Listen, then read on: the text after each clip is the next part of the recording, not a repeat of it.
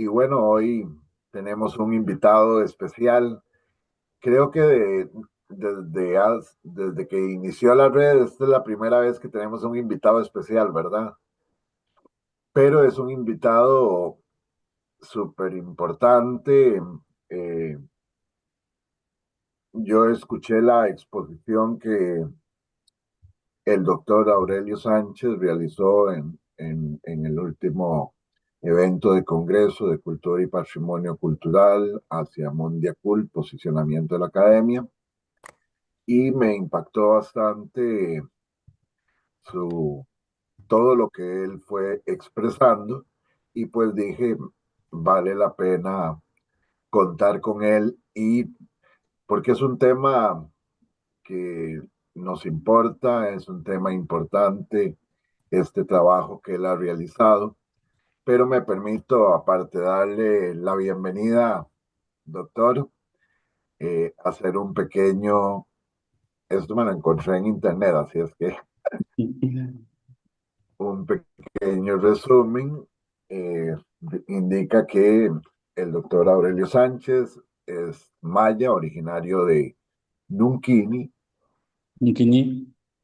Es profesor investigador en la Unidad de Ciencias Sociales del Centro de Investigaciones Regionales de la Universidad Autónoma de Yucatán.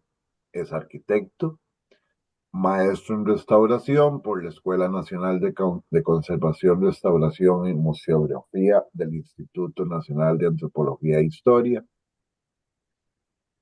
Doctor en arquitectura por la Universidad Nacional Autónoma de México y con un postdoctorado en la Coordinación de Humanidades de la UNAM. Sus líneas de investigación abordan temas sobre preservación del patrimonio cultural y biocultural, paisaje cultural, patrimonio vernáculo, territorios, saberes y cultura maya, de las cuales ha realizado publicaciones científicas en libros y revistas de México y también en otros países, y así como la producción y dirección de documentales. Coordinó el libro La Gran Casa de los Mayas. Es miembro del Sistema Nacional de Investigadores y de los comités científicos internacionales del International Committee of Vernacular Architecture. Bien, creo que con ese pequeño resumen, pues nos podemos percatar de la magnitud del invitado que está hoy con nosotros, y en particular, eh, él mostró durante su exposición en ese congreso el trabajo y el resultado de esta carta CANICAP sobre gobernanza de datos comunitarios, que creo que aunque ellos lo realizan dentro de las comunidades mayas, las implicaciones de lo que allí se expresa, pues son aplicables a toda la realidad del patrimonio cultural inmaterial. Entonces, pues la dinámica de hoy será escuchar las palabras de el doctor Aurelio, y seguidamente vamos a tener una conversación amplia. Doctor, ya yo les pasé la carta, ellos la leyeron, y pues la idea era entrar en una conversación amplia sobre los términos y condiciones allí planteados. Entonces, pues bienvenido, doctor Aurelio, y le cedo la palabra. Gracias, muy buenos días a todos y todas. Es un gusto estar aquí compartiendo con ustedes este resultado de investigación. Voy a hacer una presentación muy breve, como para que tengan el contexto de cómo se genera esta carta, ¿no? O sea, porque también es importante saber cómo se van dando todos estos productos desde la academia, porque no es tan fácil, bueno, de hecho no ha sido tan fácil ir viéndolo. Entonces es una presentación rápida. Ahí está. Bien, dentro de este trabajo, la carta es producto de un proyecto de investigación que se llama Trabajando Juntos hacia la Autodeterminación, Investigación Indígena y Gobernanza de Datos en Canadá, México y Ecuador. Este proyecto hubo una vinculación de Yucatán con los consorcios de universidades de Canadá, en donde se intercambiaron diversos intereses para hacer investigación. Y pues yo ahí estuve viendo, pero no me pareció ninguno porque pues en su mayoría son extractivistas los proyectos, hasta que hubo uno que fue de Lana Rey, que es una investigadora indígena de la tribu Anishinaabe, que planteó hacer un proyecto y estaba buscando quienes colaboraran. En México varios nos llamaron porque uno de los requisitos que ella pedía es que también fuesen investigadores indígenas los que estuviesen en la reunión para ir coordinando todo este proyecto. Al final de cuentas se reunieron muchos. Y yo también dije, sí participo, pero tengo un proyecto, bueno, y yo ya lo tengo, lo estoy terminando, un proyecto mucho más grande a nivel nacional aquí en México, de ciencia de frontera, y además la coordinación de la unidad de ciencias sociales, y dije, pues yo no podría hacerme cargo en México, pero solamente creo fui yo el único que aceptó y tuve que hacerme cargo del proyecto. Ecuador luego se retira porque el proyecto no era con mucho financiamiento, no era como para que se comprase equipo, y ellos querían comprar equipo para fotografiar documentación de una comunidad que lo tenía una organización religiosa, y entonces decidieron retirarse, nos quedamos nosotros dos para poder ir desarrollando el proyecto. El proyecto se planteó ante el Consejo Nacional de Ciencia y Tecnología de Canadá, de las Ciencias Sociales, Consejo Nacional de Ciencias Sociales Sociales y Humanidades.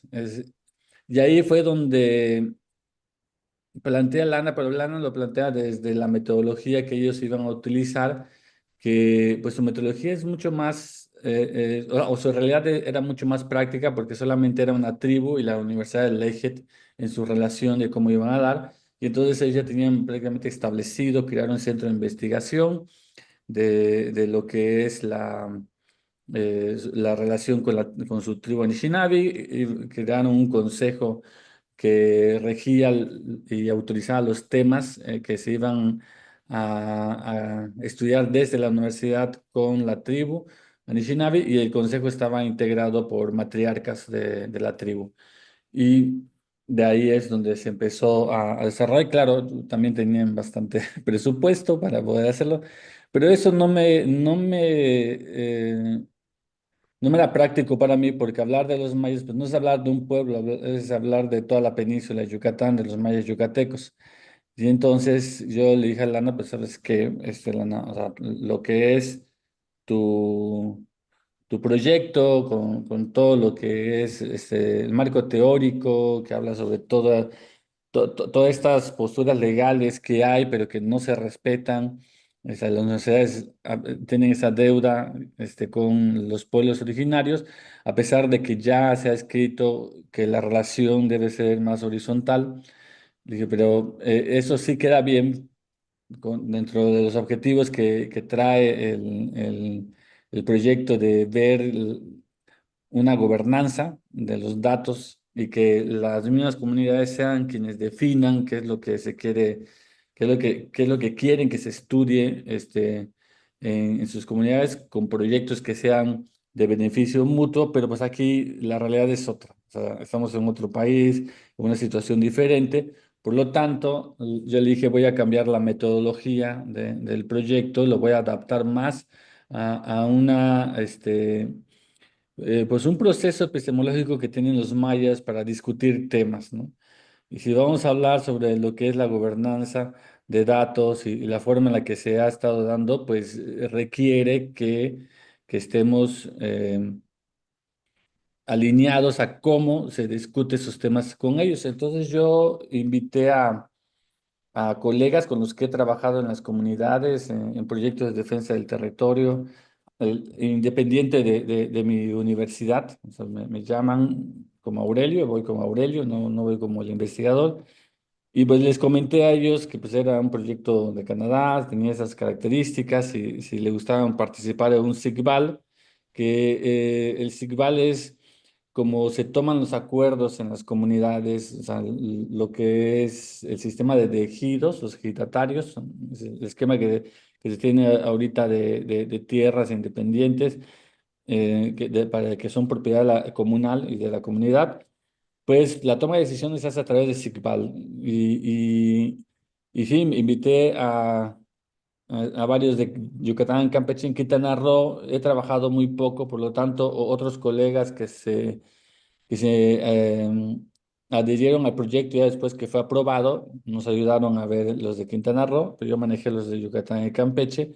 Y pues llevamos a cabo el SIGBAL, elegimos desde jóvenes hasta ancianos, activistas, poetas, conocedores de saberes, poseedores de muchos saberes, hombres, mujeres, y nos reunimos para ver este tema, y desarrollarlo dentro del esquema del SIGBAL. El SIGBAL tiene tres frases, tres procesos.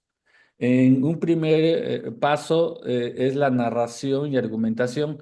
O sea, tenemos un tema a discutir. No es un tema así ya muy puntual, es una idea de lo que queremos hacer, y pues por eso se plantea la idea de la gobernanza y los problemas que ha habido sobre el extractivismo. Y a cada participante habló desde su experiencia, cómo ha enfrentado esta vorágine de la academia, del gobierno, de las televisoras, de las ONGs que llegan a los pueblos a sacar investigación, a grabarles, a hacer entrevistas, a comercializar todo lo que es su legado cultural. Y cada quien narró sus experiencias, también en las áreas en las que se especializan. Teníamos a quienes hacían producción audiovisual, a quienes tenían saberes bioculturales. Entonces todos hablaron, y dentro de este proceso entre narración, argumentación, pregunta y análisis, o sea, no hay como que, bueno, ya terminaron de narrar todo, ahora pasamos a las preguntas y análisis. No es algo estructurado, es algo más orgánico, se va dando conforme nos vamos integrando al diálogo con los demás, nos vamos abriendo. Entonces, mientras uno narra, quizá el otro día, pues, ¿sabes qué? Me ha pasado lo mismo.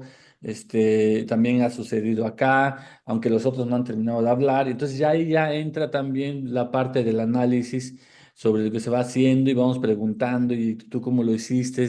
¿Qué postura tomaste? ¿Cómo solucionaste? En la mayoría de los casos no se ha podido controlar todo esto, pero ya al final, pues teníamos que tener una postura, un acuerdo.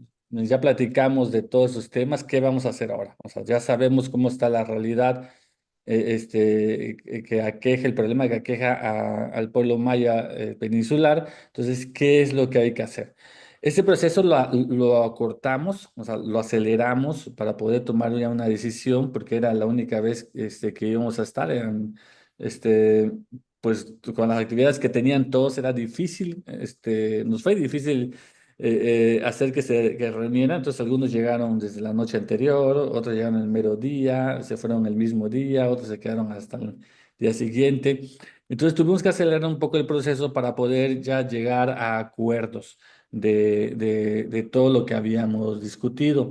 Dentro de todo este proceso que se dio, lo hicimos en un centro comunitario igual de un colega académico maya, Juan Carlos Mijangos, que tiene en el poblado de Canicap, porque además para poder meter el proyecto teníamos que tener como que el aval de un pueblo, y pues pusimos a Canicap porque es con donde Juan Carlos ha trabajado mucho y tiene mucha relación con el comisario del pueblo, y pues ya se cumplió ese requisito, pero no necesariamente trabajamos con el pueblo en sí de Canicap, sino trabajamos con el pueblo maya que se va dando.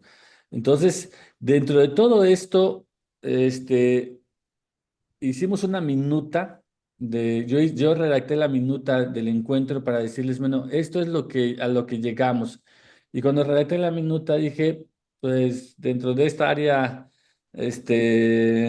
patrimonialista en la que nos hemos formado, decimos, eso tiene que darse a conocer y la mejor forma de darse a conocer es con una carta. Entonces yo les propuse que si querían que todo lo que se narró ahí, que eran cuestiones muy personales, podría yo vaciarlo a un documento en el cual se pueda ya plantear al público general y que se difundiera. Y entonces estuvieron de acuerdo, hice la redacción de la carta de la que ustedes ya habrán leído. Esa es la primera parte en donde planteamos todo el proceso que se llevó y de todos los elementos que se dieron los puntos claves que discutimos fue lo que es el consentimiento. Dentro de esto, el consentimiento previo, libre y culturalmente informado es importante, pero el consentimiento que se le pide a las autoridades, que las autoridades piden a las comunidades, pues en su mayoría de los casos se reflejó como un proceso de protección de universidades, no como un acuerdo que se va dando. Además de que había que firmar, muchas en las comunidades a veces no saben leer el español y a veces no hablan el español o no lo entienden del todo, y la palabra es algo que se respeta mucho en las comunidades. Entonces, se dan algunos aspectos por allá, las propuestas que se plantean, los datos audiovisuales fue algo muy fuerte.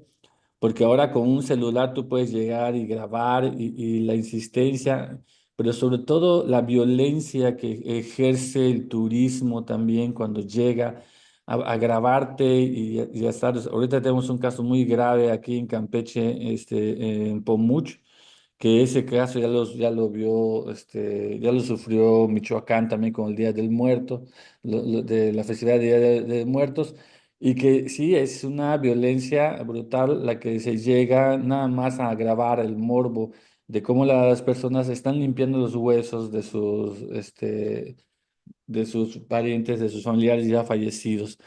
Entonces, eso es algo importante dentro del tema, es uno de los temas que más se dieron, los datos bioculturales también, en el robo, la piratería que se tiene, y al final, pues como el proceso del SIGBAL, planteamos lo que se acuerda y la postura que se va dando.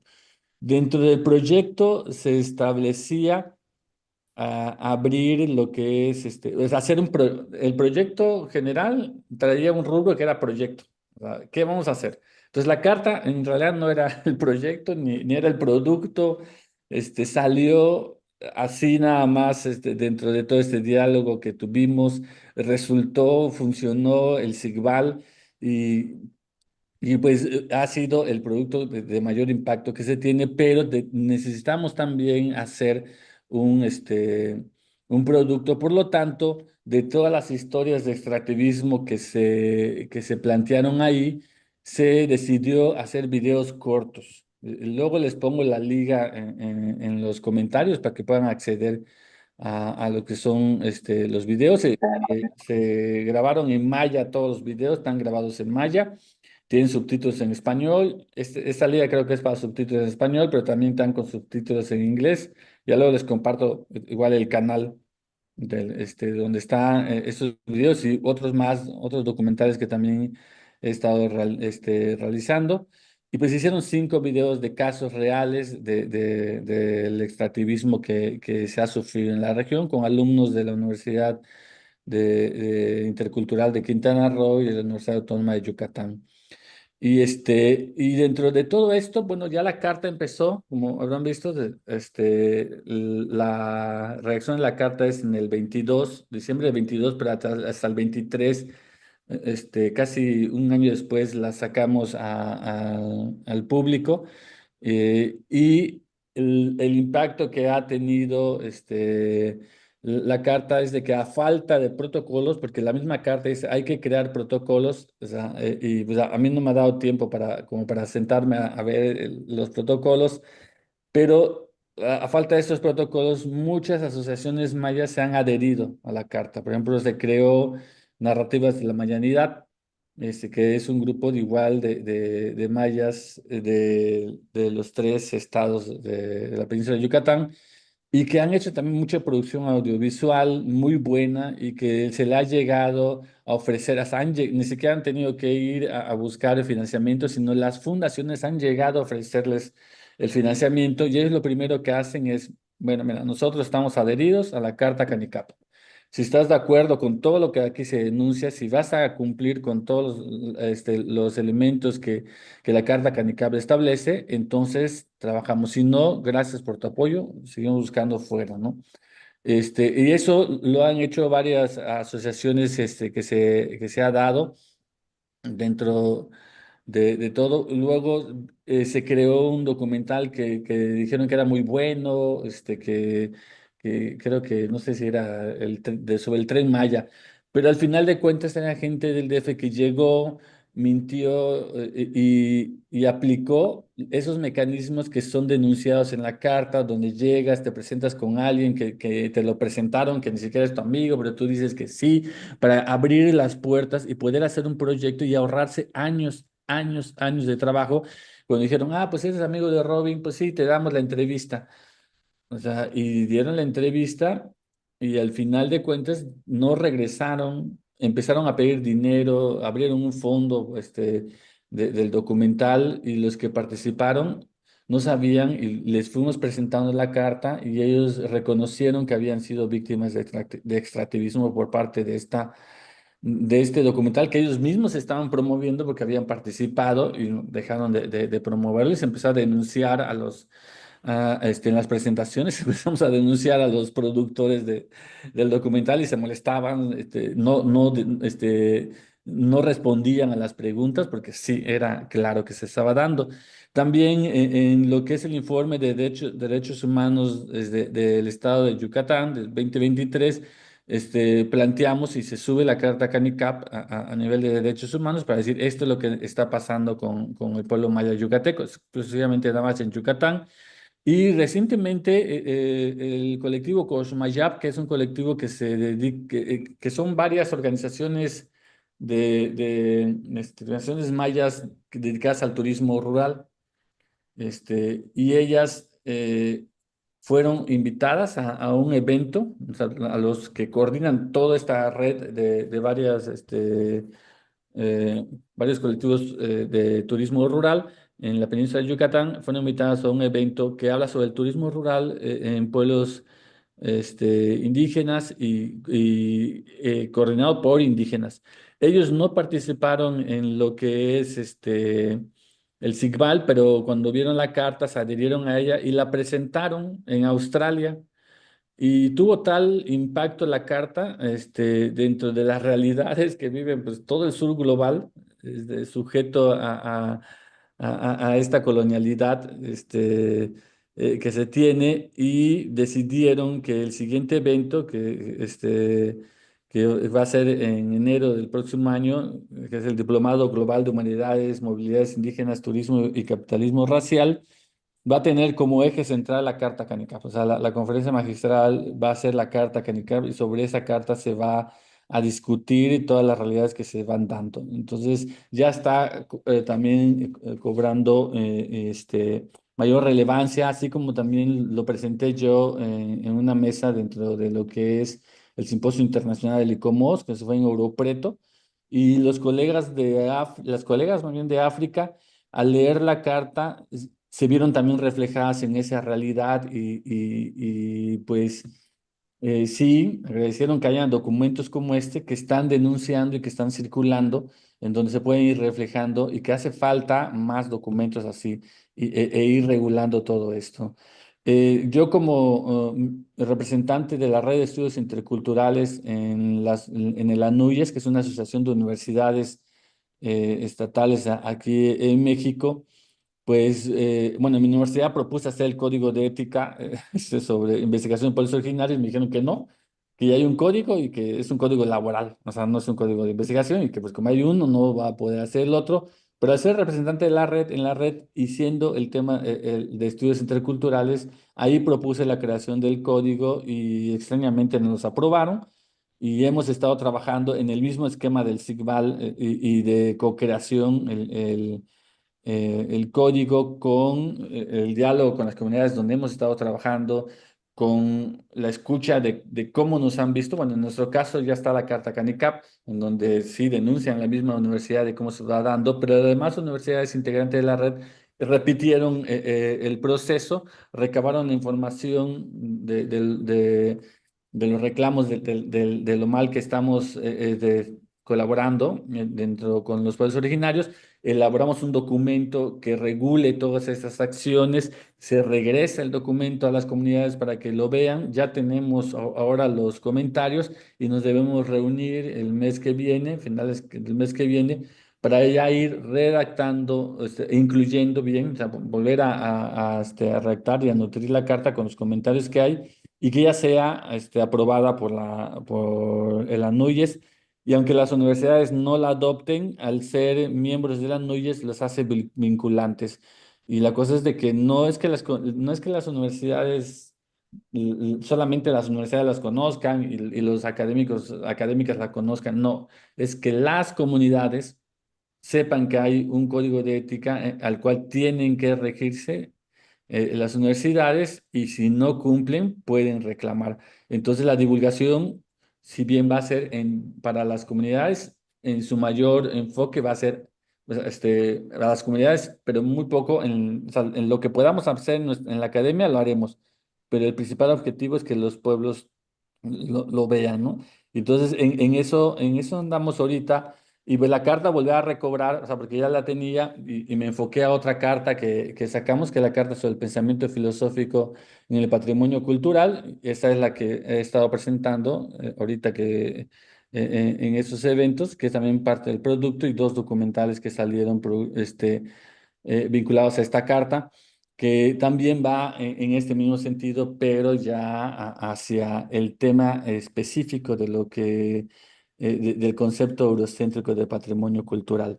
Bueno, ahorita la carta la tenemos con su versión en maya, con su versión en español y también con su versión en inglés, para poder tener, la versión en inglés es la que llevaron los de Koch Mayab llevaron a Australia y con eso ya vieron.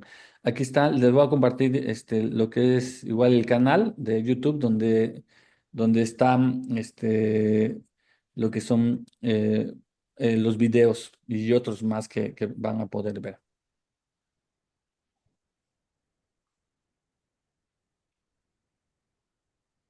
Pues eso sería todo. Bueno, doctor, muchísimas gracias por tan magnífica exposición.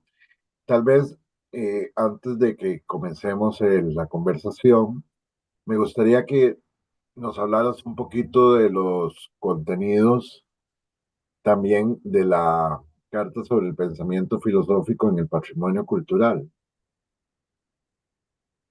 Bueno, esa carta sobre el pensamiento filosófico en el patrimonio cultural, el proyecto es Filosofía de los Pueblos Originarios para Habitar el Territorio. Ese es el tema del proyecto que desarrollamos. Y lo que hicimos fue trabajar en varias comunidades para poder entender intenté primero plantear desde el concepto filosófico, con los colegas arquitectos, pero cuando hablábamos de filosofía se iban a Platón, Aristóteles, y no entendían. Es que eso es filosofía. Aquí es cosmovisión, pues no, también es filosofía acá. Entonces me fue muy complicado de colonizaran ese pensamiento de la filosofía.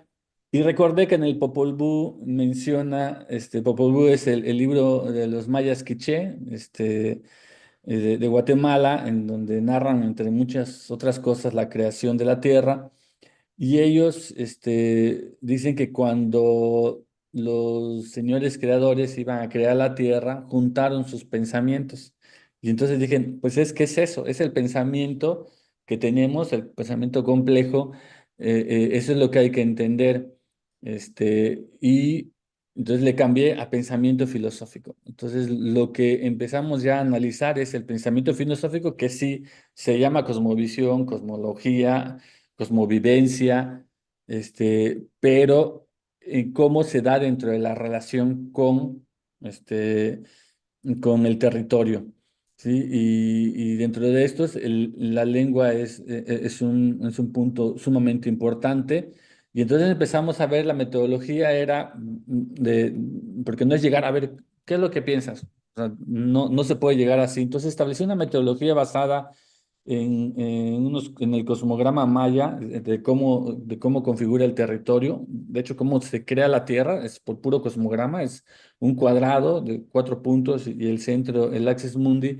Y este cosmograma establece lo que es la casa, pero también el cosmograma, luego la casa está dentro del solar, que es otro cosmograma, pero el solar está dentro de un pueblo que también tiene límites, 4 límites, y fuera en lo que es el entorno natural y lo que es el monte, donde se hace la milpa, también se crean cosmogramas y la milpa está vinculada a la casa, al solar, y entonces no importaba de dónde tú empezases a estudiar, tú llegas al pueblo, eso sí, el requisito era que tenían que ser comunidades con las que ya habíamos nosotros trabajado antes para llegar a proponer ese tema, para poder tener suficiente tiempo de ahondar, porque utilicé la metodología de teoría fundamentada.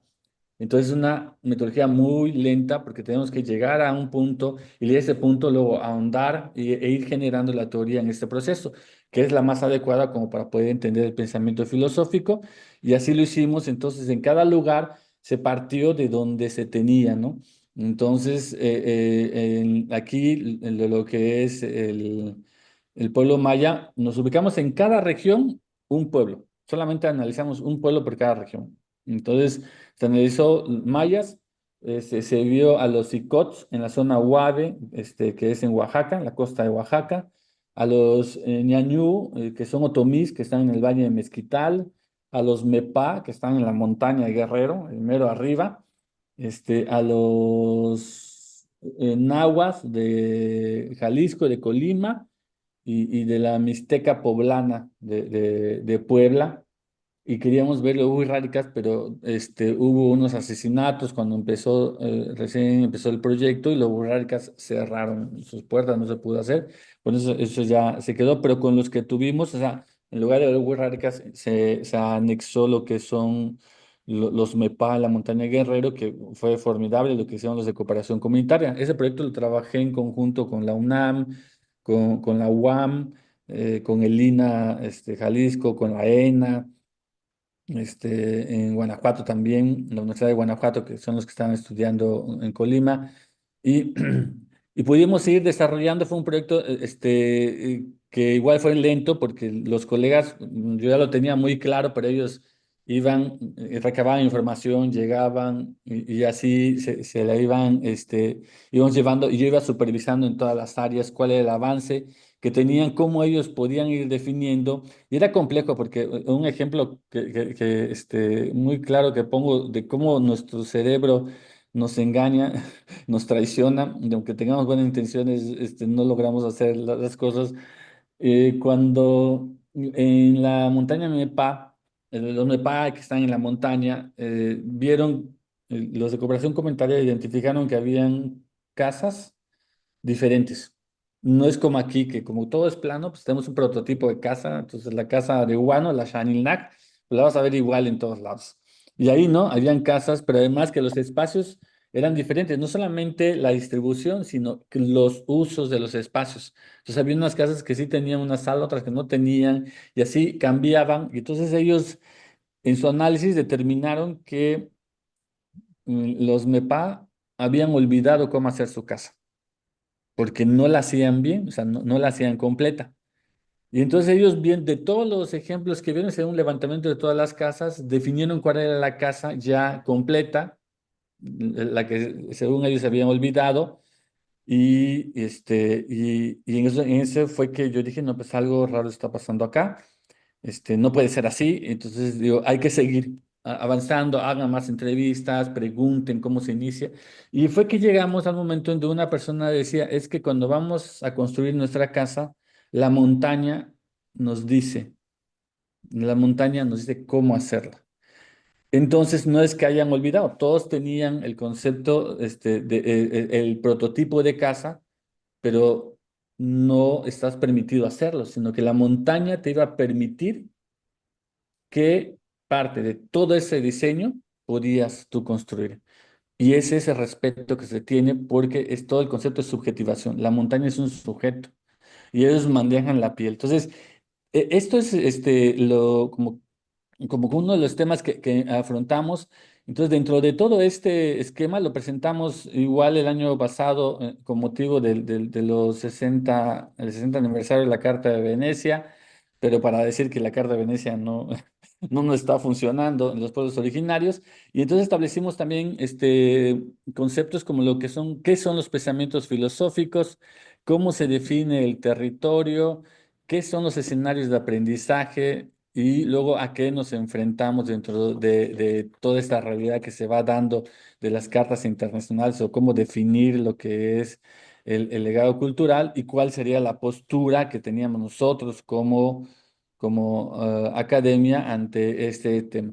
Esta carta fue adoptada por el ICOMOS mexicano como un documento doctrinal y ya fue adoptada también por el Comité Internacional de Patrimonio Inmaterial, y está en su versión en inglés en lo que es su página. Y es lo que estamos presentando también ahorita y presentando también los documentales que dan pie, que son solamente en la región maya, que es donde íbamos avanzados. Bueno, muchísimas gracias, doctor, por toda la exposición. Muy bien, entonces la dinámica a continuación no solamente va a ser la posibilidad de hacerle preguntas al doctor Aurelio, pero avanzar hacia el diálogo, las reflexiones que cada uno y uno de ustedes pueda estar realizando en su mente sobre la carta CANICAP, sobre todas estas ideas que nos ha brindado el doctor Aurelio. Vean que nuestra red está compuesta de académicos y de agentes culturales comunitarios, entonces podemos tener una riqueza de reflexión y de análisis, porque la carta nos habla fundamentalmente a todos nosotros y nosotras, así es que a voluntad, levantando la manita, empezamos a esta conversación con el doctor Aurelio.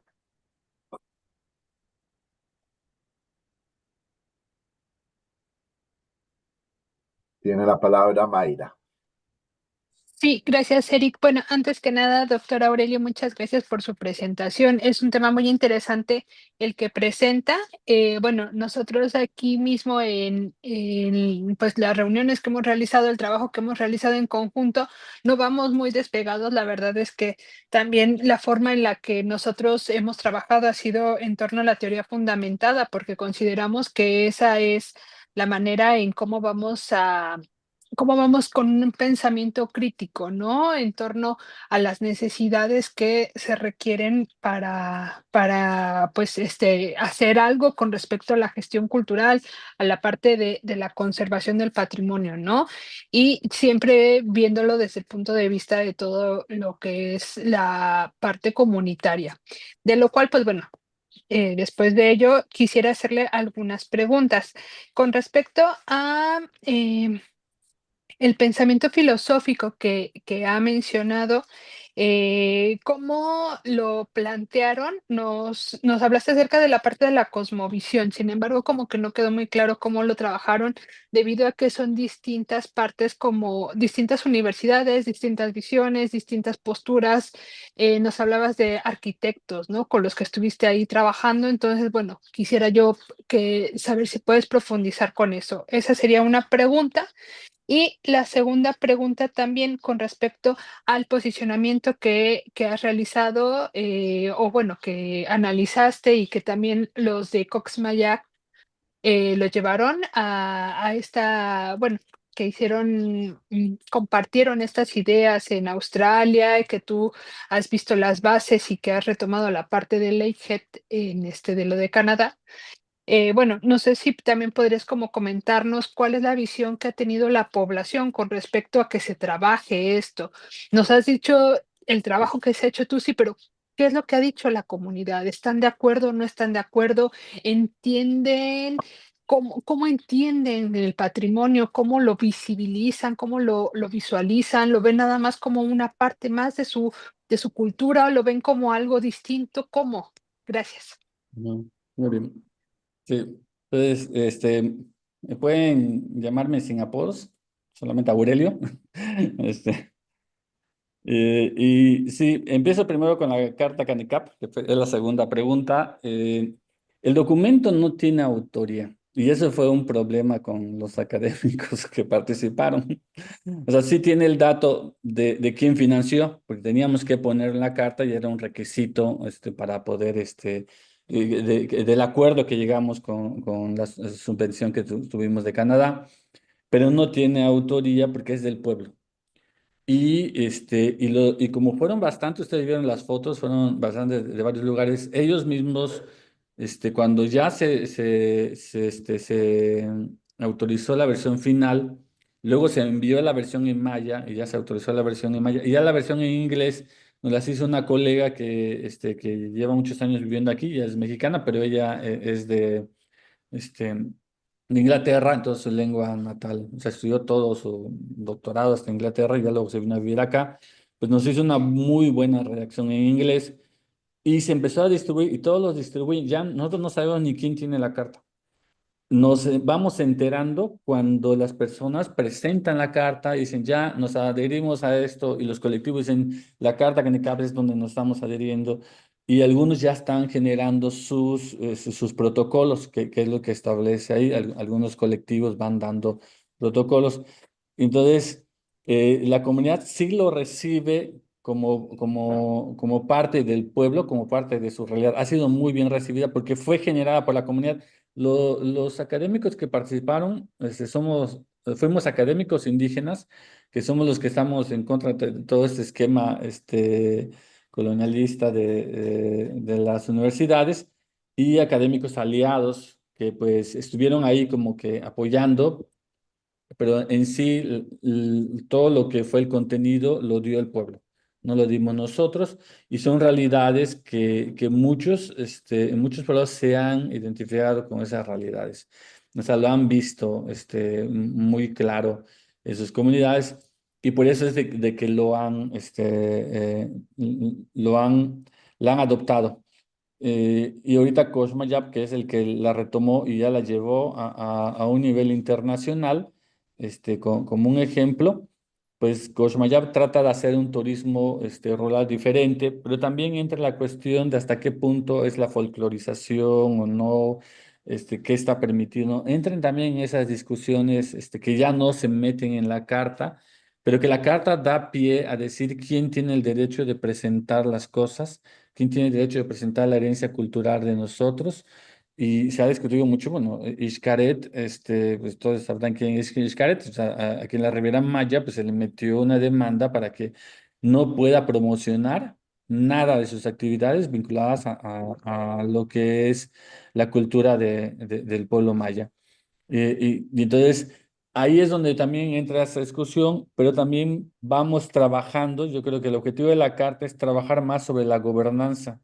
Nos hemos topado con personas que cuando leen las cartas o sea, nos preguntan, entonces, no tenemos la obligación de contestar las entrevistas que llegan. Obvio, no tienes la obligación, o sea, esto es un acuerdo de partes. O sea, si tú no estás de acuerdo, tú no hablas, tú no dices nada y cierras la puerta. Entonces, si ves que la forma en la que llegan es agresiva, es violenta, tú te retiras. Y es que nosotros pensábamos que estábamos obligados a responder las preguntas y a contestar todo lo que decían. O sea, eso es lo que estamos haciendo, decolonizar todo este proceso y migrar hacia la gobernanza. Y pues también en los últimos, en los dos documentales que sacamos, lo que hemos estado haciendo es eso, o sea, cómo vamos a plantear la realidad de los pueblos. Y entonces, aquellos que cuentan, son dos historias que estamos contando, aquellos que cuentan su historia, ellos son los guionistas, o sea, son productos de co-creación. Entonces, lo que se narra ahí, que cuando alguien va a hacer un documental en un pueblo, llega con un guión preestablecido. Es que yo quiero contar esto. Nosotros no, llegamos al pueblo, vemos, trabajamos, después de un tiempo decidimos, bueno, nos parece importante estos temas, cuál les gustaría a ustedes y con qué enfoque. Entonces, ellos van definiendo. Dice, bueno, sí participamos y esto voy a decir, yo quiero que sea esto, que se diga esto, y ya nosotros le vamos trabajando esta parte de decolonizar a la sociedad sobre estos temas, ¿no? Entonces ya le vamos metiendo esta otra parte y trabajamos en una co-creación.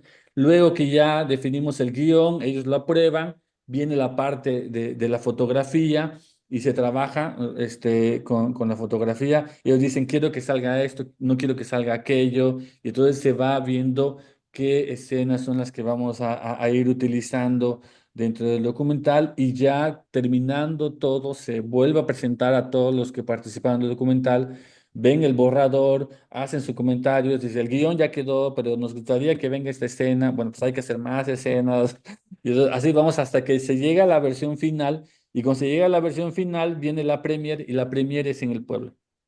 Sí, la premier del documental es en el pueblo, primero que nada el pueblo y después todas las demás presentaciones que se tengan que dar. Pero es este proceso que vamos haciendo y también vamos involucrando a los chicos de los pueblos que están trabajando y haciendo también trabajo audiovisual. Y entonces los integramos como productores, aunque ellos no financien, y a veces hasta tenemos que darles apoyo a ellos, pero son productores, o sea, sus colectivos que han formado aparecen como productores dentro del documental y tienen todos los derechos, así como cada participante del documental tiene todos los derechos sobre el documental, se le entrega su copia y ellos pueden hacer y presentarlo donde quieran, ¿no? Y entonces, en este proceso también en las comunidades van viendo otra forma diferente de cómo se va a trabajar y cómo hacer la co-creación de los productos que vienen desde la academia. Entonces, es complicado, sí, pero pues ahí estamos como que dando los primeros pasos. No sé si queda clara esta primera pregunta, la respuesta. ¿Sí? La segunda respuesta, el proyecto, cuando saca la convocatoria el CONACYT, que es el Consejo Nacional de Ciencias y Humanidades de México, cuando saca la convocatoria, la primera convocatoria de Ciencia de Frontera, yo me voy, o sea, Ciencia de Frontera es llegar al límite del conocimiento y proponer metodologías nuevas para poder avanzar.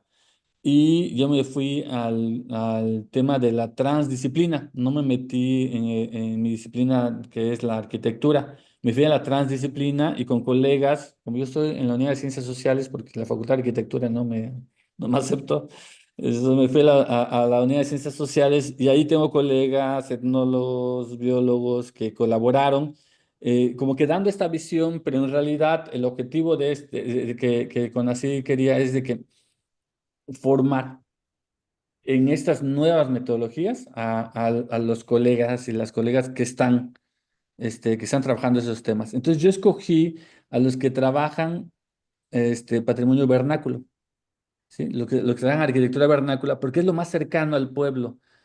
Y nos fuimos específicamente en pueblos originarios, no nos metimos, pero además en la zona rural. No nos metimos en las ciudades, porque en las ciudades también hay pueblos originarios. Pero como íbamos a trabajar arquitectura vernácula, que es una relación con la naturaleza y con los saberes, entonces nos fuimos ahí.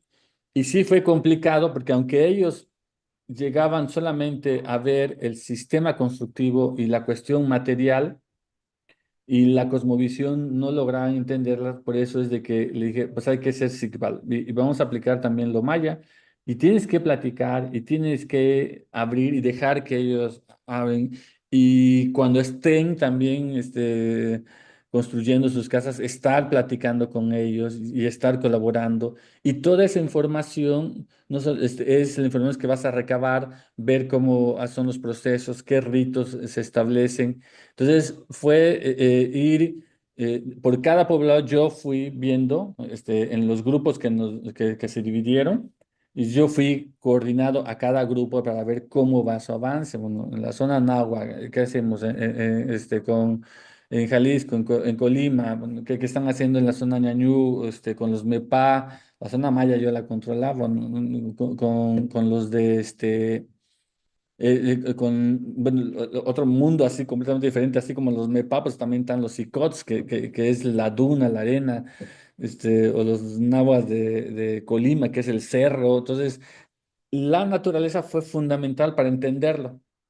¿Por qué? Porque si bien aquí es todo planicie, y sí tenemos el concepto de monte y de montaña, pero para nosotros la montaña es donde la vegetación es más alta, no donde el nivel del relieve es más alto. Mientras que para los Mepa, la montaña sí es esa montaña que está arriba. Y para los nahuas de Colima, pues no hay montaña, hay cerros. Y el concepto es cerros. Y cuando te vas con los Icots, pues no hay ni montaña ni cerro, hay duna, hay mar y hay laguna. Y nos enfocamos a las fiestas patronales y a lo que es el paisaje cultural. Entonces las fiestas patronales nos fueron guiando la forma de habitar el territorio, porque en su mayoría, si bien están ligadas a santos patronos y vírgenes, su origen principal y que es la continuidad de ciclos que se ha tenido desde el periodo mesoamericano, son para pedir lluvia o para agradecer por la cosecha, por los alimentos. Y de ahí nos fuimos viendo cómo ellos van teniendo esta relación y de las invariantes que podemos mantener es la subjetivación. O sea, todo es sujeto. Todo es sujeto y además el hecho de que nosotros no somos la creación máxima, como lo plantea el pensamiento judío-cristiano, que es la creación máxima y todo está para que tú lo cuides. Entonces tú puedes tomar decisiones sobre los demás. No, o sea, somos una creación más dentro de toda la creación que existe y hay guardianes y quienes tienen, o sea, tú no posees el territorio. Entonces, otro concepto que salió ahí es el espacio prestado, porque tú habitas un espacio que no te pertenece, sino que hay quienes podían ser como los dueños, pero más bien son los guardianes del territorio y a quienes le tienes que pedir permiso y te ayudan a poder habitar ese espacio. Eso es una invariante. Y la invariante más interesante que salió es el pensamiento filosófico femenino, que es el que contiene la mayor cantidad de pensamientos para habitar el territorio, porque no solamente integra los suyos, sino también los masculinos, porque cuando se dan los escenarios de aprendizaje desde la niñez, desde los 5 o 6 años, no hay distinción de género, están niños y niñas viendo hasta amarrando casas y haciendo milpa y todo eso.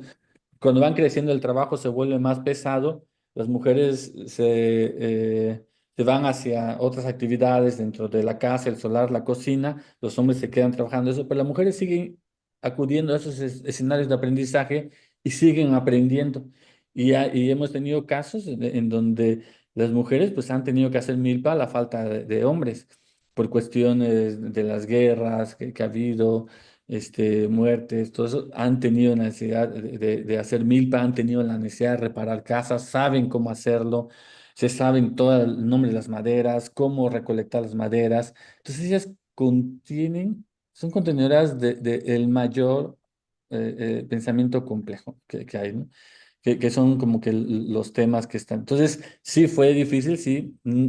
El decolonizarse es un proceso de años, que a veces no logramos hacerlo del todo, pero esa era la intención de que empezasen a trabajar en esos procesos y por eso yo como voy más adelantado voy sacando los productos que luego van a ir impactando. Vamos a sacar un libro entre todos, pero bueno, el documental y un libro que yo estoy sacando es como que que va a dar continuidad para que ellos sigan reflexionando y ya en su práctica, ya independiente, ya sin mí puedan ir creando estas líneas dentro de las universidades ¿qué es lo que les es más difícil a las y los estudiantes encontrar? No sé si queda claro. Gracias, doctor. Tiene la palabra Giselle. Muchas gracias, Eric. Aurelio, es un gusto verte, bueno, por este Igualmente. medio. Sí, es que Aurelio estuvo aquí en el 2010 en Costa Rica, en un congreso sobre patrimonio iberoamericano que organizamos en la UCR. Y después lo he visto en otras ocasiones desde hace esos años, ¿verdad?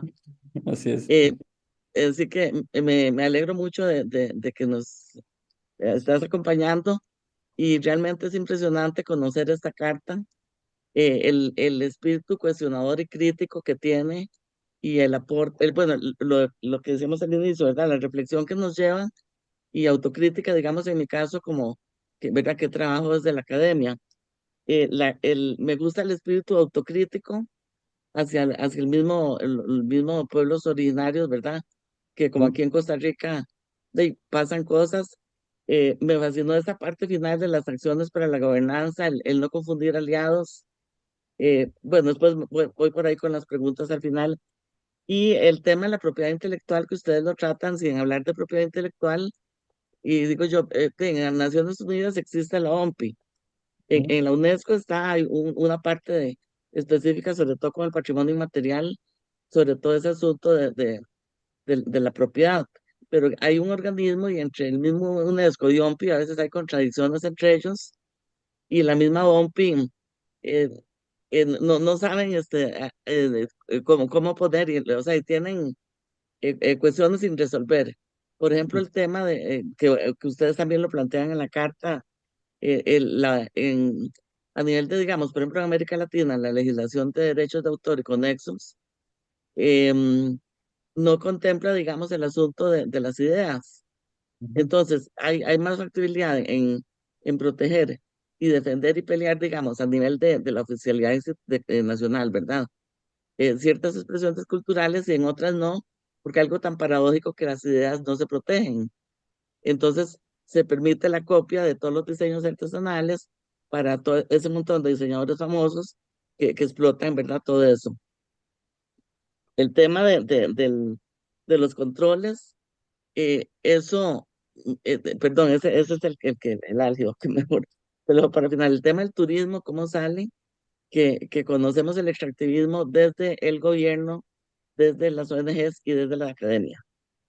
Pero como el turismo, que está metido en todo, ¿verdad? Porque es algo así que entra en todo, todo, todo, eh, es algo que sería una pregunta, ¿cómo combatir, digamos, esa fuerza del turismo?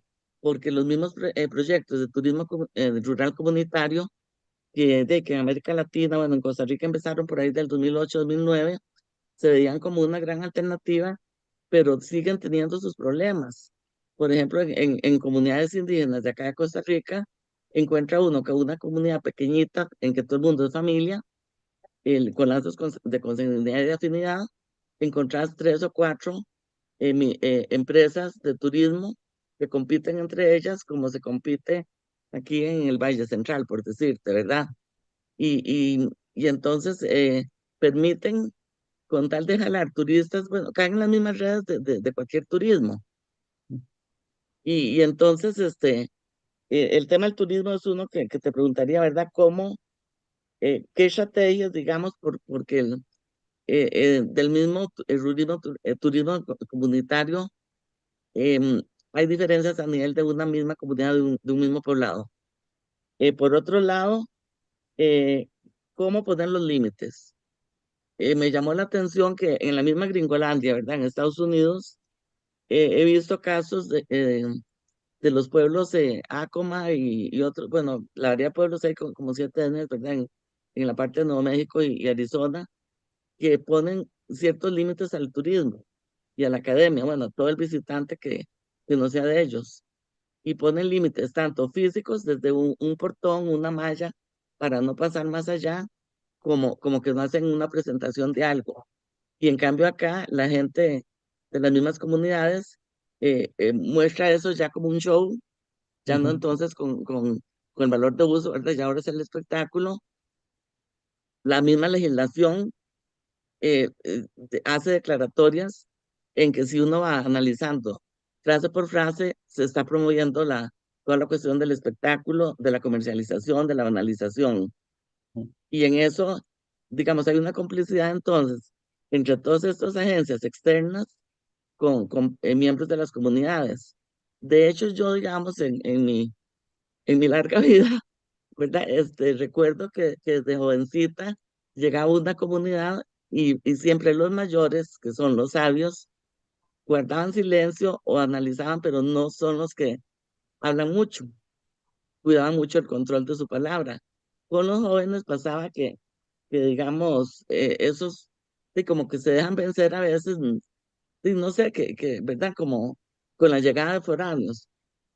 Por ejemplo, aquí en Costa Rica hay en el territorio indígena Bribri Talamanca, Bribri Cabecarta, Talamanca, un cerro que se llama Surayo en Bribri, que quiere decir que es un monte sagrado y donde por montones de crónicas y todo se sabe que ahí tiene que haber, digamos, vestigios materiales. Y ese pueblo, Talamanca, que como ellos dicen, nunca hemos sido vencidos, los Bribris, ellos nunca han permitido que el gobierno de Costa Rica ni ninguna empresa, ¿verdad?, llegue a hacer excavaciones arqueológicas a esa zona. Pero sin embargo, hacen eso, pero por otro lado, digamos, con la cuestión del cacao, que es un producto tan sagrado, llega el turismo y desde cualquiera, con una cámara, bueno, ahora que los celulares tienen cámara y video de todo, toda la gente toma todo el proceso en el tour que hacen, el ritos que ellos tenían empiezan a hacer o una simulación para el foráneo, que aunque ellos digan eso no es lo que hacemos nosotros internamente, pero entonces es un juego de trampa, de que la trampa se le tiende al turista. Hay un poco de eso sobre el tema de las trampas del turismo, ¿verdad? Que vos pones una trampa y yo también pongo una trampa a vos como foráneo, ¿verdad? Es un jueguito del engaño y autoengaño hacia todos con tal de salir ganando. ¿Y el ganando en qué sentido? ¿En qué tipo de ganancia, verdad? Entonces son cosas muy fregadas, ¿verdad? Y en eso que hacía alusión a esos pueblos de Navajos y otros pueblos, en medio de la cuestión horrible que viven, en medio de ese gobierno que siempre han tenido, ¿verdad? Y están en la cuna del capitalismo y toda esa cuestión, y los casinos, cómo los hacen para de matar al mismo pueblo indígena físicamente, ¿verdad? Con toda la cuestión del casino, ellos tienen como compartimentos, como gavetas, de que hasta dónde yo abro esta y vos no abrís la otra. Entonces, a vos como académico y como indígena, ¿cómo podemos avanzar un poquito? No creo ya que yo llegue a verlo algún día, ¿verdad? Porque, como dijiste, es un proceso muy lento, todo lo de colonizar, ese control cultural, ese poner límites. ¿Cómo poner esos límites? ¿Cómo no enfatuarse si yo soy, digamos, de una comunidad y que entonces ya me siento con el saber y también entonces llega ya el conflicto con los de afuera y la burla también hacia los de afuera? Tengo una exalumna que cuando sacó el bachillerato de antropología, bueno, ya nos dijo así a algunos profesores, ustedes no tienen que volver a mi comunidad, porque ahí ya estamos nosotros, pero toda una actitud como demasiado violenta también, ¿verdad? No todos son así, otros más bien llegan y con lo que decía yo, el caso del Cerro Este, donde hay sitios arqueológicos, una vez llegó con un grupo de colegas hace muchas décadas y nos dicen, no, pero ustedes si quieren los llevamos ahí, porque como son de confianza, y nos lo dijo un líder joven, y yo vi que como un líder mayor que ni hablaba español, hizo una cara como de crítica, ¿verdad? De regaño. Entonces vemos eso, el problema de las generaciones, que los jóvenes ya, porque son muy amigos de un foráneo, ya le cuentan todos los secretos de la comunidad. Y sé que los adultos mayores no están de acuerdo con eso. Entonces, todas esas cuestiones em, ¿verdad? ¿Cómo hacemos al final, control y límites? Que el gran antropólogo que yo siempre admiro, Phil Batalla, lo trató desde hace décadas eso, ¿verdad? Y muchísimas gracias por compartir con nosotros en esto. Pues sí, también hemos pasado por procesos. Mi tema no es el turismo rural, pero sí he estado involucrado y me han llamado para participar en varios eventos por los temas que yo trabajo. Sí, se ha dado de todo, desde los hechos que empezaron con el turismo sustentable, el ecoturismo, que iba a ser así la panacea, iba a salvarnos de la destrucción. Pues no, o sea, generó en las comunidades monopolios de familias, en las mismas comunidades, por ejemplo, en Celestún, que te daban el paseo por la ría y ver los flamencos y todo eso, pues bueno, al final de cuentas una familia es la que se apoderó de todo y se compró todas las lanchas y a los demás no les dejó nada. Entonces, ha sido un proceso complejo que se ha dado cuando empezó el turismo rural, ya decir, bueno, las comunidades vamos a trabajar, me invitaron a presentar el documental, el de la casa, de Guano, en ese turismo, porque hablaba sobre de toda esta identidad que cargas sobre el patrimonio de los pueblos, sobre su herencia cultural. Pues ahí planteaban el hecho de que el turismo que ellos reciben y que se vincula a lo que son esas agencias de viaje, pues los deja desfavorecidos, porque las agencias se llevaban casi el 80-90% y ellos tenían el 10%, o sea, no recibían casi nada. Les fue complicado, todas las agencias nacionales acostumbradas al turismo de masas, era llegar y ver, y entonces ellos empezaron a decidir cómo estructurarse y buscar agencias en otros lados y normalmente empezaron a ver un turismo europeo que ya no quiere venir a las playas, entonces sino quiere ver algo más real, ¿no? O sea, no llegar y que en Xcaret te pase un espectáculo de todo, ¿no? Que te recorran México ahí nada más con todo lo que están dando. No, o sea, querían ya algo mucho más real. Y es que ellos empiezan ya a establecer los mecanismos de cómo hacer ese turismo rural, no como su fuente principal. O sea, sí, los que llevan a la organización es su fuente principal de trabajo, porque ellos organizan en IBEC, pero las comunidades no es su fuente principal de trabajo. Ellos siguen haciendo su milpa, siguen haciendo las artesanías, algunos que se dedican, tienen otros trabajos, y cuando llega el momento de recibir turistas, se programan y dicen, bueno, te toca a ti, te toca acá y allá, o quien han tenido, por ejemplo, cenotes como Yotzonot, que son parte del ejido, las mujeres, dicen, bueno, pues si los hombres están haciendo milpa, ¿quién va a coordinar? Pues las mujeres coordinamos y se han metido y se han formado y esto ha mucho ayudado Samuel Jolt, un francés que se vino a vivir aquí a México y que ha trabajado el tema de turismo, que es el también de los promotores de la Carta CANICAP y que también está peleado con la Facultad de Antropología por, por todo el extractivismo que hacen y que y él ha asesorado bien de cómo ir llevando todo este proceso.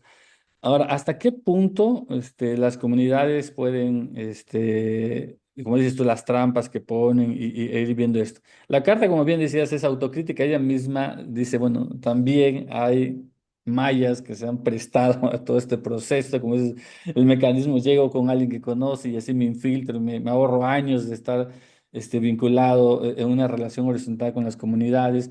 También denuncian ese tipo de cosas. Y pues sí, hay mayas que dicen, pues vamos a hacer una aldea maya. O sea, aquí jamás hubo aldeas, hubo ciudades complejas.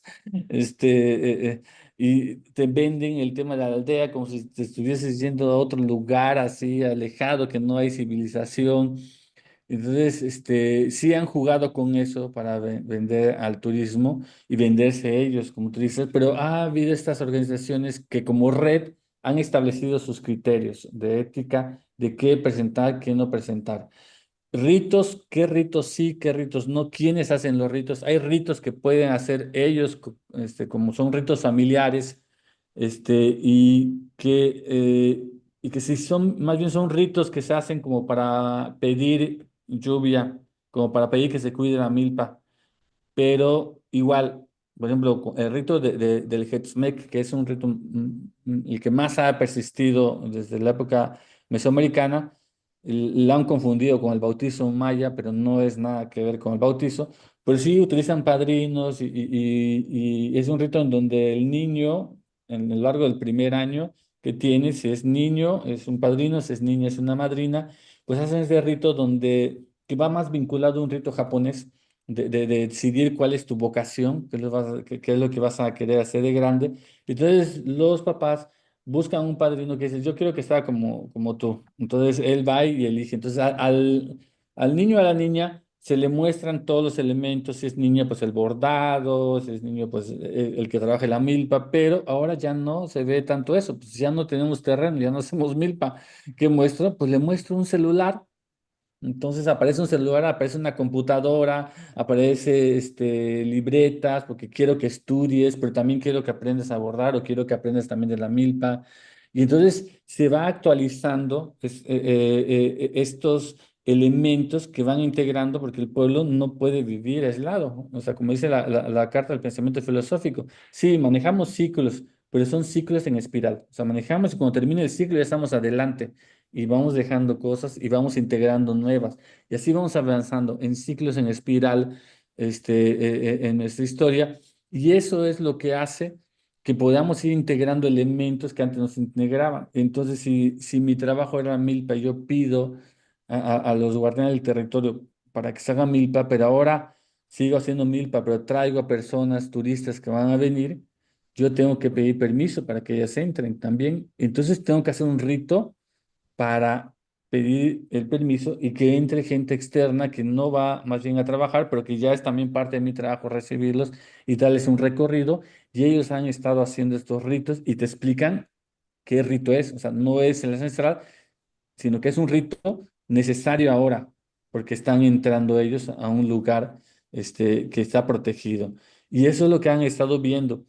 Y dentro de esto también los límites es como, porque algunos critican, por ejemplo, la vaquería, que es el baile por excelencia aquí, que es la jarana. Así se llama el baile, se llama la vaquería.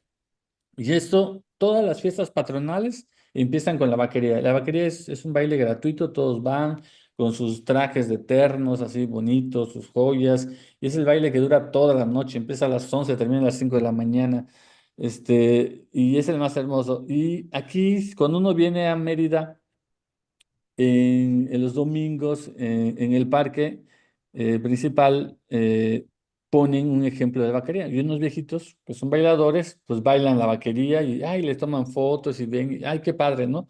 Y algunos dicen, no, pero eso no es vaquería. Bueno, obvio que no es la vaquería, pero yo prefiero que el turista esté ahí tomando fotos a que esté en mi baile, en mi pueblo, en la noche donde estamos todos tomándome fotos a mí. Entonces, esos son como los límites, ¿no? O sea, hay que entender que sí hay cosas a donde sí te dejo entrar, a donde puedo ver y cosas que no, o como los mayas somos muy abiertos a recibir, entonces sí tenemos esa costumbre del que llega, se le abre, se le pasa, se le alimenta, ¿sí? Pero hasta qué punto ya vamos llegando, sí hemos tenido que empezar a poner límites debido a todo lo que se ha sufrido. Y creo que la carta les ha ayudado, sobre todo ahorita a esto de Koshmayab, como a entender qué sí y qué no ir haciendo. Entonces, no pensamos que la carga llegase a tener tanta utilidad y tan pronto, ¿no? Pero sí ha ayudado a la autorreflexión en las comunidades que quieren hacer, o sea, que se prestan a decir o a cuestionarse si está bien o no lo que están haciendo, ¿no? Con las comunidades. Y el diálogo, al ser red, pues ya van comunicándose con los demás las formas en las que se va trabajando y es un proceso de formación hasta que podamos definir algo ya más claro, ¿no? Pero pues el gobierno sí definitivamente no ayuda. En esto el gobierno sigue folclorizando todo. Gracias, doctor. Bueno, por cuestiones meramente de tiempo, pues vamos a darle la palabra a Cecilia y tal vez otra persona más que quiera hacer reflexión. Pero ahí terminaríamos porque ya se nos fue el tiempo lastimosamente y este es un tema que bien podríamos pasar muchas horas conversando. Bien, tiene la palabra Cecilia.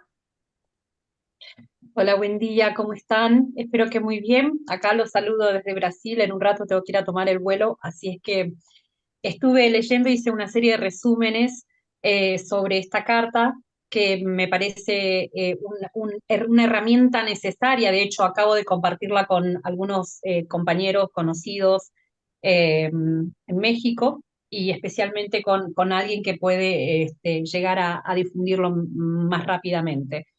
Quería, bueno, más allá de lo que comentabas, Aurelio, acerca de la relación que tienen con la Escuela de Antropología, quería preguntarte con el INAH, que es un organismo, digamos, gubernamental, ¿cuál es el vínculo que tienen actualmente? Eso por un lado, pensaba, al igual que manifestaba Giselle, en esta cuestión de los derechos de autor, y que lo vengo pensando también porque a veces el derecho de autor es eh, digamos, tiene como un llamado a algo más individual, ¿no? Entonces, el derecho de autor es para proteger tal cosa, para proteger tal otra, bueno, como decían ahí, la protección de las ideas no, solamente la forma en que se aplican también, pero pensar en que estos llamamientos a proteger derechos individuales es parte del problema y pensar en las formas de organización, de crear organizaciones de gestión colectiva que está dentro, digamos, de ese marco también de derechos de autor, eh, empezar a crear quizás la comunidad misma que sea la organización de gestión colectiva de los derechos, porque también podría traccionar de algún modo recursos, ¿no? Eso me parece como, discúlpame la ignorancia si es que no, quizás ya lo están haciendo, pero me parece que tener en cuenta esa individual, digamos, el derecho tradicional va hacia los derechos de autor. Y acá tenemos que pensar en los derechos colectivos, porque también eso incluiría las formas en que uno diseña el territorio, digamos, ¿no? Está el espacio y después está el ambiente que uno crea en ese vínculo con el ambiente, ¿no? Que también tiene que ver con esta composición de nuestros pueblos originarios. Entonces, esa sería la segunda cuestión, que quizás se pueda pensar como una manera de darle una sujeción más legal, institucional a esta Carta CANICAP, y pensarlo desde ese lado como para que todos podamos aportar y que sea una herramienta que sirva para potenciar la gestión colectiva, ¿no? Eso por otro lado, y bueno, pensaba en esta cuestión de las mujeres, sobre el pensamiento filosófico de las mujeres. Pronto va a estar esto de las jornadas del año que viene, de despatriarcalizar los patrimonios culturales, y pensaba, ¿no? ¿Qué sería de los saberes, de los conocimientos sin estas reflexiones femeninas que finalmente tienen las mujeres, le damos continuidad a esa vida comunitaria, ¿no? A través de las comidas, a través de los saberes, a través de los cuidados, a través de la educación cotidiana. Eh, y la otra cuestión, disculpame, son muchas, ¿no? Es controlar la cadena del turismo para tener esta autonomía. Y ahí vamos a esta cuestión, por eso preguntaba qué vínculo también tienen con el INAH y cómo los derechos de autor pueden traccionar recursos para que como proceso paulatino puedan tener esos recursos y desarrollar las capacidades para controlar esa cadena, ¿no? Eh, Estoy súper emocionada con esta manera de pensar, esta metodología, eh, como comunidad de saberes, como dicen en algún momento o dicen por algún lado, eh, y creo que es necesaria, incluso es instructiva para nosotros que estamos dentro de la academia, eh, porque también hacia dentro de la academia hay extractivismo, entre eh, que parte a veces de esa jerarquía tan notoria como que estructuran, digamos, estas organizaciones educativas, ¿no? Así es que bienvenido, creo que sirve para todos, te agradezco muchísimo y bueno, espero que me cuentes lo del INAH porque me acordaba de lo que había pasado con las tomas de Chichén Itzá y cómo accionaba el INAH en ese momento. Bueno, gracias. Sí, pues Lina es un ente colonialista, su ley federal del 72, basado en todo el concepto eurocéntrico de la Carta de Venecia, eh, clasifica el patrimonio en arqueológico y colonial, y hasta ahí nada más, no hay nada, bueno, otras leyes que ya luego ven lo inmaterial. Este, y no se ha renovado la ley, ¿no? Porque cuando se ha querido actualizar, se meten legisladores de derecha a privatizar lo que es el patrimonio, sobre todo el patrimonio construido. Y por eso se ha tenido, pero Lina también ha sido culpable del hecho de poseer, de este concepto de ser el dueño del territorio y no Mm, los dueños que siempre, que el pueblo entiende que son los cuidadores.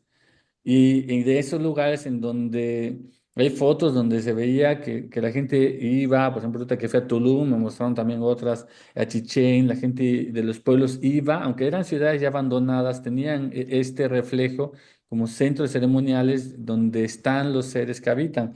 Uno de los documentales que hicimos, que es Ubehil Alush, habla sobre esta convivencia de seres cuando en las ciudades mesoamericanas, al llegar los españoles, refundaron las ciudades españolas, novohispanas, ¿no?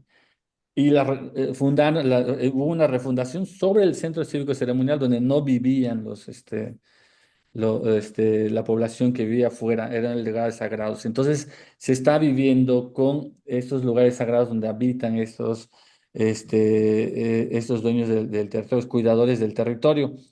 Y eso no lo ve, entonces cuando el INAH dice, esta es una poligonal y se declara patrimonio de la nación por ley, porque así lo establece la ley, saca todo, saca todo. O sea, solamente se enfoca a conservar lo material y es un grave problema que se tiene todavía ahí. Pues ahorita mismo se vio con los de Mr. Beat, que es el al que le permiten sí entrar y sí, ver todo, pero los arqueólogos les llevan 5 años ahí pidiendo permiso y no te dan nada, ¿no? Entonces, ha sido una gran crítica. El INAH no busca cómo solucionar el problema, pero pues es una realidad que no se va a poder solucionar, por lo cual la gobernanza es a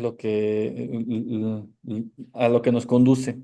O sea, bueno, Lina, tú estás ahí, pero no es el único lugar. O sea, todo el espacio es sagrado y se sacraliza ritualmente, entonces podemos tener opciones de otros espacios que son sacralizados porque es todo el territorio, o sea, no solamente eso, o sea, si eso es un lugar sagrado, pues también cuando llega Día de Muertos y pongo mi altar, también ese es un lugar sagrado, o cuando hago el chac o cuando trazo una casa, eso también es un lugar tan sagrado como aquellos templos que están, y eso nos da una ventaja porque podemos seguir manifestando nuestro pensamiento de cómo habitar el territorio y cómo sacralizar los espacios dentro de ese punto.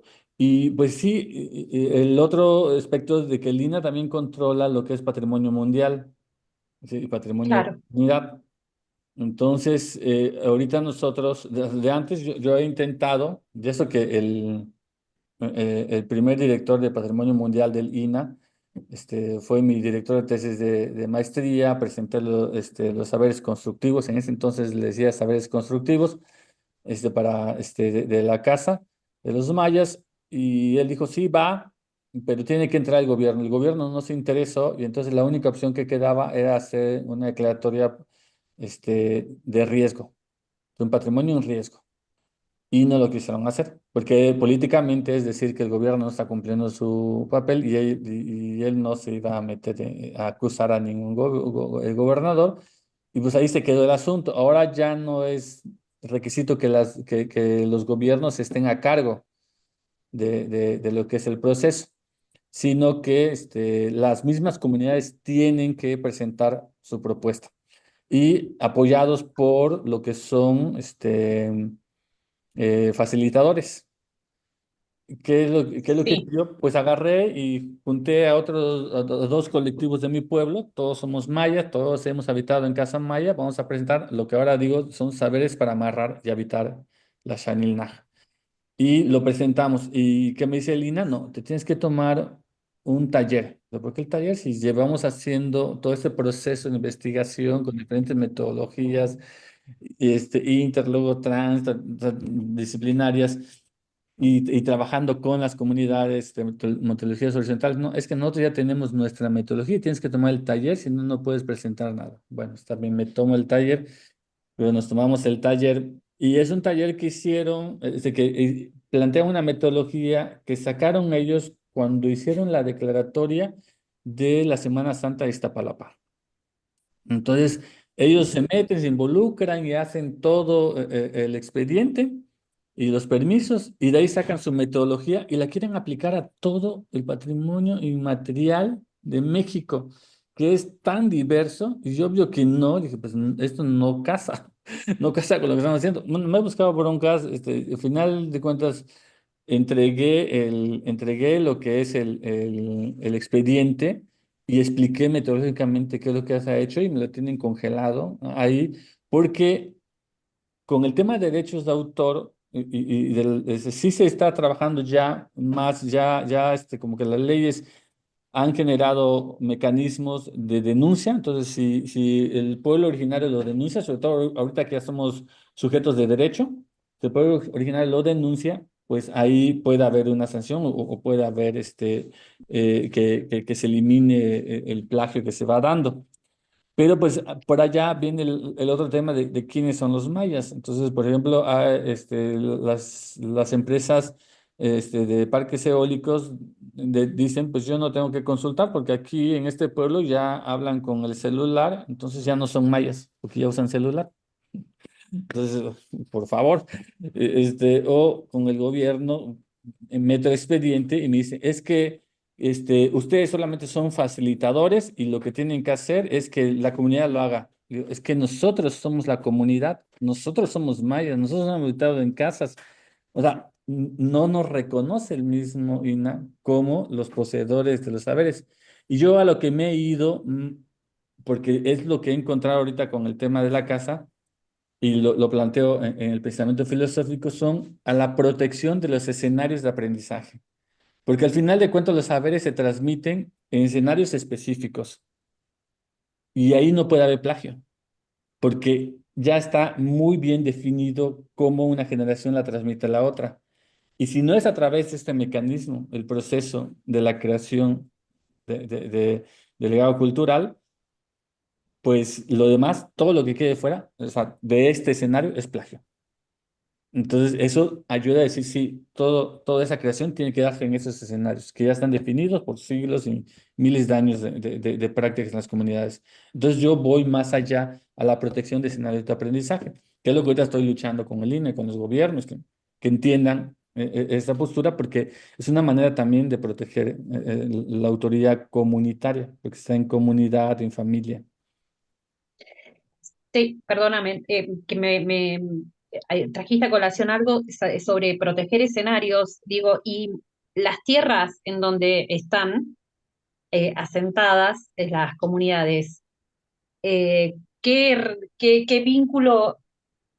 Porque acá en Argentina, como las comunidades viven y por lo general se van regulando después la propiedad de la tierra colectiva mediante un Instituto Nacional de Asuntos Indígenas que ahora fue suspendido, eh, ahora las tierras se entregan al mejor postor, porque el Estado corre con eso justamente. ¿Quién es el propietario de la tierra en donde se asienta la comunidad? Bueno, está bien, yo te protejo los saberes, pero esa tierra me la das. Seguí con tus saberes en otro lado.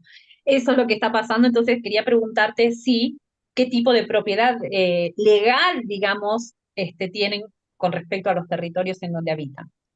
Sí, pues aquí se creó lo que es el ejido, o sea, un El medio ejido, la propiedad que ejidal, el Estado. blindó todo, pero luego un presidente modifica la ley y permite que el ejido se venda, y eso ha sido el despojo total a través de procesos de engaño, o sea, a los ejidatarios. Pero ya hay, los mismos mayas se han instruido, han pedido apoyo a la academia, abogados, como para poder ver cuáles son los mecanismos de defensa que tenemos. Porque en la carta del pensamiento filosófico, cuando redactamos, yo redacto lo que es que los escenarios no solamente es uno, y no solamente es en el mismo tiempo, son diversos escenarios en diversos lugares, y eso incluye el monte. Entonces tenemos que conservar el monte porque de ahí sale la madera, de ahí salen las fibras vegetales, de ahí aprendemos, salen alimentos, estamos vinculados, y de otros son en la casa, son en los espacios abiertos, Entonces son diversos escenarios y todos esos hay que protegerlos y todos están vinculados. En el libro que voy a sacar yo, que se llama Las partículas del paisaje cultural maya, pues hablo sobre estos escenarios y cómo el paisaje cultural es tan diverso y tan dinámico que no está fijo. Está aquí, luego se dispersa en partículas en solar y vuelve a integrarse. Y eso es lo que hay que ir entendiendo en esta dinámica. Por eso el escenario de aprendizaje no es uno. Son varios y no son en un solo momento, son en diversas etapas de la vida que se va dando en cada espacio. Entonces, entender el escenario de aprendizaje cuando se está protegiendo un bien nos ayuda a poder ver en su complejidad todas las relaciones que tiene con el territorio. Gracias. Gracias, Maricel. Bueno, interesantísimo. Disculpen que a último momento levanté la mano, pero no sabía si iba a poder quedarme toda la reunión. Interesantísimo realmente. Bueno, venís de la arquitectura, ciencia que me encanta, y bueno, hemos tenido experiencia en trabajar sobre lo que es la vivienda andina más específicamente. Así que bueno, me tocó muy de cerca cuando hablabas de la casa y de las formas de autoconstrucción que tenían, siguiendo pautas culturales. Bueno, me gustó muchísimo. Pero quiero dejar una reflexión. Ustedes lograron el financiamiento de Canadá, un país colonialista si los hay, y que, bueno, en buena hora, que ha tomado conciencia y ha lavado quizás sus culpas, aportando sustantivos, seguramente dineros para esta causa tan noble, porque sus escuelas residenciales indígenas, donde extraían, arrancaban a los niños de las comunidades hasta hace muy pocos años y los sometían a los más duros abusos de todo tipo, aún están candentes. Entonces, bueno, en buena hora que un país tan colonialista haya tomado conciencia que tiene que dedicarse a, digamos, a acompañar, a dialogar y a sostener a estas comunidades indígenas de México. Nada más que eso. Ujú. Sí, sigue siendo colonialista. Sus sus minas nos están destrozando todo el territorio, o sea, están acabando con la naturaleza acá. Igual muchos académicos siguen siendo colonialistas en eso. Pero yo por eso, en esos grupos de Calero y Caldo, que son esas estas asociaciones, pues yo veía, digo, yo no quiero trabajar. Entonces, me llamaron después porque Lana Rey planteaba una postura diferente y ella quería académicos indígenas, que es muy difícil entender porque también la academia te lleva un proceso de aculturación, porque como tienes que ser objetivo, entonces no puedes estudiarte a ti mismo, entonces tienes que salirte de tu identidad para poder estudiar a tu comunidad. Claro, yo no sufrí eso porque estoy en la arquitectura, pero los antropólogos, mis compañeros, han pasado procesos fuertes de ese tipo para poder decolonizar esa culpa que les inculparon, que les inculcaron, ¿no? Que les impusieron la culpa hacia poder estudiarse a sí mismos, ¿no? Pero ya cuando Lana Ray plantea su postura, y digo, pues sí, vamos a hacerlo, pero vamos a hacerlo en mi forma. Y ya dije, esto es así horizontal y ustedes definen lo que tienen que hacer". Y solamente fue un proyecto, fue un año, fue un financiamiento. Yo sí utilizo financiamiento de México para poder hacerlo, pero también es muy complejo, muy complicado, muy tedioso.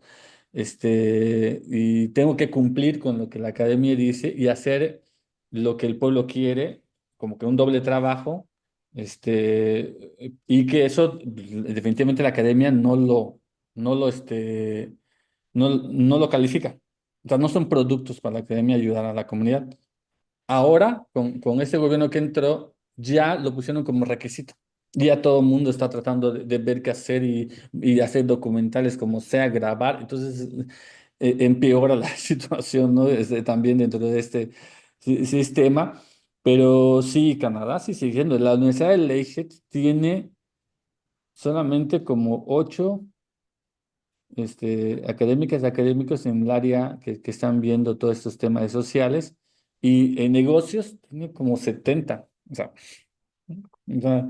sí, o sea, no han, o sea, sí están obligados a hacerlo porque sí nos contaban que están obligados, sobre todo después de lo que se descubrió de esas escuelas, a apoyar. Y sí han tenido que apoyar, han devuelto tierras, que es lo que no ha pasado aquí en México. Se le ha devuelto tierra a las tribus que han reclamado y además han reclamado que todo este proceso de las escuelas les produjo la pérdida de la lengua. Dice, entonces, no solamente es devolverme la tierra, tienes que darme esos recursos para que yo pueda retomar nuevamente los mecanismos de que la lengua se fortalezca. Y bueno, va dinero exclusivamente para que la lengua se fortalezca en las comunidades. Y sí lo está haciendo el gobierno. Pero son pocos los académicos que están trabajando en conjunto con estos temas. Igual aquí, pues es lo mismo aquí en México, ¿no? O sea, yo no quieren ni aceptar este código de ética en la universidad porque me dijeron es un cambio de paradigma. Bueno, pues es que de eso se trata la decolonización, ¿no? Bueno, Bueno, gracias, Aurelio. entonces, estamos ya pasado el límite del tiempo de la reunión. Yo quisiera indicar, realmente cuando yo leí la carta CANICAP, este, me sentí muy representado sin ser indígena. O sea, quiere decir que las cosas que reflexionaron desde el punto de vista filosófico eh, allí en el SIGBAL son cosas que trascienden realmente ese espacio y nos hablan a todas las expresiones culturales comunitarias y el concepto de patrimonio cultural inmaterial, ya sean sociedades rurales o sociedades urbanas. Yo, ustedes saben, soy portador, gestor de un patrimonio cultural inmaterial cuya naturaleza es urbana, pero todos esos elementos que se expresan en la carta nos han estado afectando profundamente. Tal vez no los visualizamos tan fácilmente porque el sentido comunitario de las comunidades indígenas no es tan fuerte en las comunidades rurales o las comunidades urbanas, pero son realidades que también las vivimos todos y todas. Eh, a mí me gustaría proponer la adherencia de la red de pensamiento crítico sobre los patrimonios culturales a la Carta CANICAP y también que vayamos quienes integramos la red eh, asumiendo ese código ético tan importante, no solamente en los trabajos con comunidades indígenas, sino en los trabajos que realicemos con patrimonio cultural inmaterial. Y por supuesto, invitar al doctor Aurelio, si quiere adherirse a nuestra red, entonces también invitarlo. En este sentido de la adherencia de la red, pues me gustaría que en la reunión de hoy en un mes, tal vez podamos tener una nota de reflexión y de adherencia a la Carta CANICAP y la podamos conversar para darle validez y no sé cómo se hace el, el concepto de la adherencia, si es solamente una aceptación de principios, pero sí que lleves el doctor a el espacio donde se gesta esta carta y sus implicaciones, pues podamos llevar el pronunciamiento de nuestra red como adherencia. Entonces, en este sentido, me gustaría ver le gustaría hacer una redacción que la podamos leer y reflexionar en la próxima reunión, una, eh, una redacción de adherencia a la Carta CANICAP y puede ser también a la Carta de Pensamiento Filosófico. ¿Alguien se ofrece a hacer eh, carta esa carta de adherencia y traerla a la próxima reunión? ¿Quién le gustaría asumir ese reto?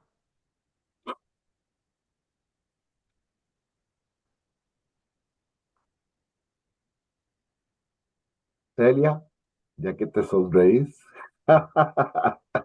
Sí, pero estoy un poco, o sea, no sé si alguien podría hacerla con alguien más, porque honestamente sí estoy en un punto álgido de cosas, pero no tengo ni idea cómo se hace una carta de herencia tampoco.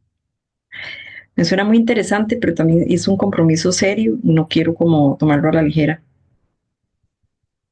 Ok. Perdón, sería como un aval, algo así, para avalamos la carta y acompañamos la carta de Algo herencia, así, algo así. algo más Este, sencillo. que ahí yo tengo También, algunos modelos de avales, que nosotros le Mm, decimos avales, en donde vamos firmando nuestro compromiso de aplicar la carta. De todos modos, a la carta le sumaría quizás ahí abajo como espacios como para ir firmando, entonces podemos imprimirla o ponerle las firmas digitales, ¿no? Quienes van apoyando. Si te parece, Celia, ahora te mando por WhatsApp un modelo de cómo ujú. podríamos acompañar, pero quizás podríamos circularlos mediante mail a ver si alguien puede aportar o quiere aportar alguna modificación o algo, ¿no? Lo que se podría hacer es un borrador, pero después que lo construyamos colectivamente como para empezar por la propuesta y ahí que todos metamos mano, como decimos, para que quede ajustada a lo que creemos que puede ir, ¿no? Giselle, Sí, me apunto sí, con Celia y con Cecilia a hacer un borrador. Y Después perfecto. tendríamos la otra, ¿verdad? La otra también, la del pensamiento filosófico. Pero esa no Sí, la vi. No, estaba solo la yo, otra. yo se las voy a pasar, ahí ya la descargué. Eh, la de español está bien en su correspondencia con la de que está en inglés, doctor. Sí, sí, Sí, sí. ok, perfecto. Entonces voy a pasarla al núcleo, la otra carta, y entonces entiendo que Giselle, Cecilia y Celia eh, nos presentarían un borrador de adherencia o como le encuentren que sería lo adecuado llamarlo, para presentarlo como un punto de agenda en la reunión de hoy en un mes. Bien, entonces, como hoy tuvimos esta reunión especial que lo ameritaba y era necesaria, entonces los diversos temas que viene trabajando la red, el glosario crítico, los asuntos de la, la reflexión bajo la teoría así, fundamentada de los videos de la cátedra, etcétera, pues entonces quedarían para la reunión de hoy en un mes. Perdón, Eric, sería el 14 de junio. Ya vamos a ver. Ok, Giselle indica 14 de junio. ¿Cómo estamos para esas fechas? Vean sus agendas. Bien. Sí, entonces nuestra próxima reunión sería el sábado 14 de junio a las 8 de la mañana. Como lo expresé, el doctor Aurelio está cordialmente invitado a participar de esa reunión y si quiere ya adherirse, pues ahí tomará su decisión. Eh, entonces, pues agradecemos profundamente la presentación del doctor Aurelio, que realmente combina muy bien con todo el trabajo que venimos realizando de la Red Americana de Pensamiento Crítico sobre los Patrimonios Culturales. Y si no hay ninguna observación más, pues llegaríamos acá a la reunión. Entonces, que pasen todos y todas un muy feliz fin de semana y de descanso merecido. Realmente, hasta luego. Hasta Hasta luego. luego. Gracias. Nos vemos. Chao. Un gusto Chao. verlos. Hasta luego. Igual. Chao, Ceci. Adiós. Chao, Giselle. Chao. Nos hablamos, Elia. Sí. El martes paso.